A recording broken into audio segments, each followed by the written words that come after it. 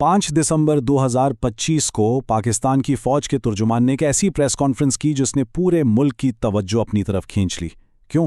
क्योंकि उन्होंने एक सियासी मसले को सीधा सीधा कौमी सलामती का खतरा करार दे दिया। तो चलिए ज़रा गहराई में जाते हैं और समझते हैं कि इस प्रेस कॉन्फ्रेंस में आखिर कहा क्या गया था। कॉन्फ्रेंस का आगाज ही इस धमाका खेज बयान से हुआ। मतलब कोई तमहीद नहीं, कोई सलाम दुआ नहीं, सीधा मुद्दे पर आए और कह दिया कि ये मसला अब कौमी सलामती का है। इस एक जुमले ने पूरी बहस का रुख ही मोड़ दिया।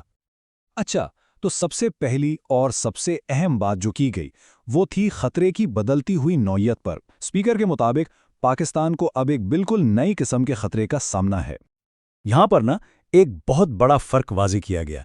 ये कहा गया कि असल खतरा अब सरहदों पर टैंकों और फौजों से नहीं है, बल्कि मुल्क के अंदर से फैलाए जाने वाले एक बयानिए, एक सोच से है। उसे बाकायदा जहनी मरीज की सोच का नाम दिया गया। यानी अब जंग हथियारों से नहीं बल्कि ख्यालात और मालूमात की सतह पर लड़ी जा रही है। तो सवाल ये है कि ये जहनी मरीज की सोच है क्या? स्पीकर ने इसकी वजाहत करते हुए कहा कि ये एक ऐसे शख्स की सोच है जो अपनी अना और मायूसियों में इतना कैद है कि वो अपनी ज़ाती ख्वाहिशात को रियासत से भी ऊपर समझता है। ये एक बहुत ही संगीन इल्ज़ाम था जिसमें मसले को किसी पॉलिसी से नहीं बल्कि एक फ़र्द की शख्सियत से जोड़ा जा रहा था। अच्छा, तो ये जो रियासत मुखालिफ बयानी की बात हो रही है, ये है क्या चीज़? आइए देखते हैं कि स्पीकर ने इसकी क्या क्या खुसूसियात गनवाई। देखिए, स्पीकर का कहना था कि ये मामला सिर्फ तनकीद का नहीं है। उन्होंने इल्ज़ाम लगाया कि मुल्क की मईशत को कमज़ोर करने की एक बाकायदा कोशिश है, जैसे बाहर से आने वाले पैसे को रोकने की कॉल देना या IMF के मुआहदे को खतरे में डालना, और साथ ही साथ फौज और आवाम के दरमियान एक खलीज पैदा करना भी इसी का हिस्सा है। ये महज बातें नहीं बल्कि बहुत संगीन इल्ज़ामात थे। और अपनी बात में वजन डालने के लिए स्पीकर ने ये हवाला भी दिया। उनके मुताबिक सूरत हाल इतनी ख़राब हो चुकी है कि अगर कोई अपनी ही पार्टी का शख्स फौज के किसी इदारे में चला जाए तो उसे भी गद्दार करार दे दिया जाता है। ये इल्ज़ाम इस बात को जाहिर करता है कि फौज को मुकम्मल तौर पर अलग थलग करने की कोशिश की जा रही है। ठीक है, बयानिया तो है, लेकिन ये फैलता कैसे है? इसका तरीक़ाकार क्या है?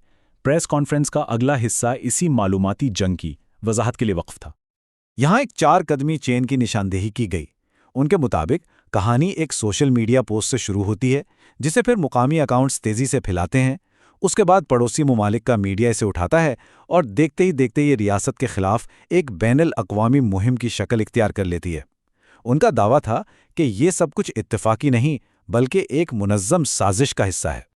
स्पीकर ने इस नुक्ते को वाज़ेह करने के लिए ये जुमला इस्तेमाल किया कि मुफ्त में कुछ नहीं मिलता। उनका इशारा साफ था कि अगर बैनुल अक़वामी मीडिया इस बयाने को इतनी जगह दे रहा है तो उसके पीछे कोई ना कोई मकसद ज़रूर है, और वो मकसद पाकिस्तान मुखालिफ मफादात का एक गठजोड़ है। अच्छा, तो इन सारे इल्ज़ामात के जवाब में फ़ौज का अपना क्या मौक़िफ़ था? अब ज़रा स्पीकर के जवाबी बयानिए पर नज़र डालते हैं। स्पीकर ने पहले इस दलील को सामने रखा जो अक्सर दी जाती है कि जी तनकीद तो सिर्फ एक शख्स पर हो रही है, पूरे इदारे पर नहीं। लेकिन इसके जवाब में उनका बुनियादी नुक्ता ये था कि फ़ौज में क़यादत और इदारा अलग अलग नहीं है। उनके मुताबिक फ़ौज की साख्ती ऐसी है कि अगर आप लीडर पर हमला करते हैं तो ये पूरे इदारे पर हमला समझा जाता है। आप इन दोनों को अलग कर ही नहीं सकते।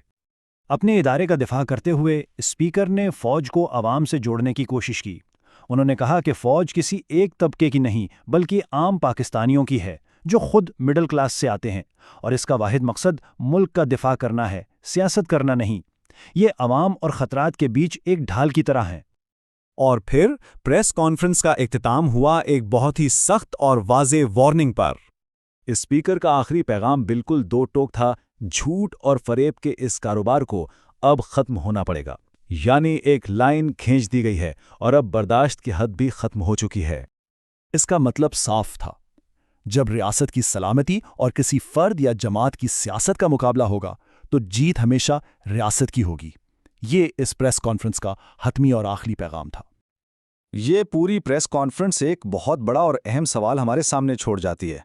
जब किसी सियासी बयानिए को कौमी सलामती का खतरा करार दे दिया जाए तो फिर ये लकीर कौन खींचेगा कि कहाँ तनकीद खत्म होती है और कहाँ से कौमी सलामती को खतरा शुरू होता है?